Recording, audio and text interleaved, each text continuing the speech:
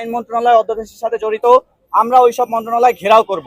আমরা কোনো রাজপথে কর্মসূচি যাব না জনদুর্ভোগ এড়াতে। আমরা 7 কলেজ ঢাকাকে নিয়ে ভাবি, ঢাকার মধ্যে মানুষগুলো যাতে শান্তিতে থাকে। আমরা এই ভাবনার জায়গা থেকে কখনোই আমরা রাজপথের কর্মসূচিতে যাব না। তবে আমরা যদি আমাদের দাবি আদায় করতে হয়, আমরা সংশ্লিষ্ট মন্ত্রণালয় ঘেরাও করতে দ্বিতীয়বার ভাববো না, একবারই ভাববো। দ্বিতীয়বার ভাববো না, একবারই ভাববো। অধ্যাপক ডক্টর ওয়াহিদ উদ্দিন মাহমুদ আমাদের আশ্বস্ত করে বলেছেন, জনপ্রশাসন মন্ত্রণালয়ে 7 কলেজের জন্য প্রস্তাবিত অন্তর্বর্তী প্রশাসনের কার্যক্রম শেষ হয়েছে। এরপর এটি এখন মাননীয় প্রধান উপদেষ্টা ডক্টর মোহাম্মদ ইউনূসের কার্যালয়ে পাঠানো হয়েছে। চলতি সপ্তাহের মধ্যে এই প্রশাসন ঘোষণা করা হবে বলে মাননীয় পরিকল্পনা উপদেষ্টা আমাদের আশ্বস্ত করেছেন।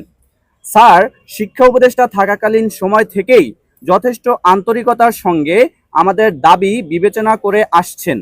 আমরা স্যারের এই আশ্বাসেও ভরসা রাখতে চাই। মাননীয় পরিকল্পনা উপদেষ্টার আশ্বাসের প্রতি সম্মান রেখে এই সংবাদ সম্মেলন থেকে আমরা 5 দফা দাবি তুলে ধরছি। এগুলো হলো: দাবি নাম্বার 1, আগামীকাল রোববারের মধ্যে অন্তর্বর্তীকালীন প্রশাসন গঠনের প্রজ্ঞাপন জারি করতে হবে।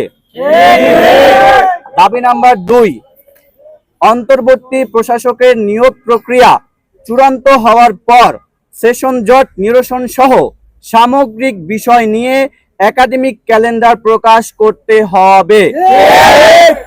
একই সঙ্গে ভুতুড়ে ফলের সমাধান, বিভিন্ন ইস্যুতে অতিরিক্ত ফি আদায় বন্ধ সহ যাবতীয় অসঙ্গতিগুলো স্পষ্টভাবে সমাধানের উদ্যোগ নিতে হবে। অন্তর্বর্তীকালীন প্রশাসন গঠনের পরবর্তী 2 কার্যদিবসের মধ্যে 24-25 সেশনের ভর্তি পরীক্ষা আয়োজনের উদ্যোগ গ্রহণ করতে হবে। আগামী 5 কার্যদিবসের মধ্যে ঢাকা কেন্দ্রীয় বিশ্ববিদ্যালয়ের রূপরেখা এবং লোগো মনোগ্রাম প্রকাশ করতে হবে। আগামী 1 মাসের অর্থাৎ আগামী 16 জুন 2025 খ্রিস্টাব্দ, আমি আবার বলছি, আগামী 1 মাসের অর্থাৎ আগামী 16 জুন 2025 খ্রিস্টাব্দ এর মধ্যে নতুন বিশ্ববিদ্যালয়ের অধ্যাদেশ জারি করতে হবে।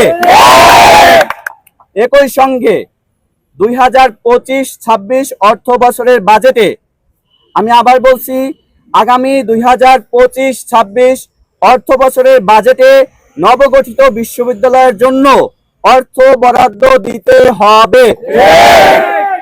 প্রিয় সাংবাদিকবৃন্দ, আমরা শুরু থেকেই সরকারের যে কোনো সিদ্ধান্তের প্রতি শ্রদ্ধাশীল ছিলাম।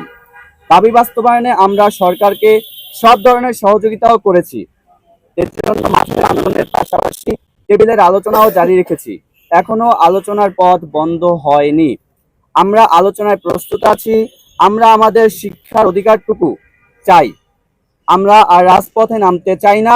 আমরা আন্দোলন সংগ্রাম ছেড়ে পড়ার টেবিলে ফিরে গিয়েছি। তবে রাষ্ট্র বারবার আমাদের পড়ার টেবিল ছেড়ে রাজপথে ফিরতে বাধ্য করেছে। আগামী রোববারের মধ্যে যদি অন্তর্বর্তীকালীন প্রশাসন গঠনের প্রজ্ঞাপন জারি না হয়, তাহলে 19 মে সোমবার থেকে আমরা আবার মাঠের কর্মসূচিতে যেতে বাধ্য হব। পরবর্তী এই কর্মসূচি কেমন হবে সেটা পরিস্থিতি বিবেচনায় প্রেস বিজ্ঞপ্তির মাধ্যমে জানিয়ে দেব। একই সঙ্গে আমরা বাকি দাবিগুলোর বিষয়ে নজর রাখব। আমরা যদি আবার মাঠে নামতে হয়, অর্থাৎ আমাদের দাবি মানা না হলে, আমরা জনদুর্ভোগ এড়াতে এবার সংশ্লিষ্ট মন্ত্রণালয় ঘেরাও করতে বাধ্য হব।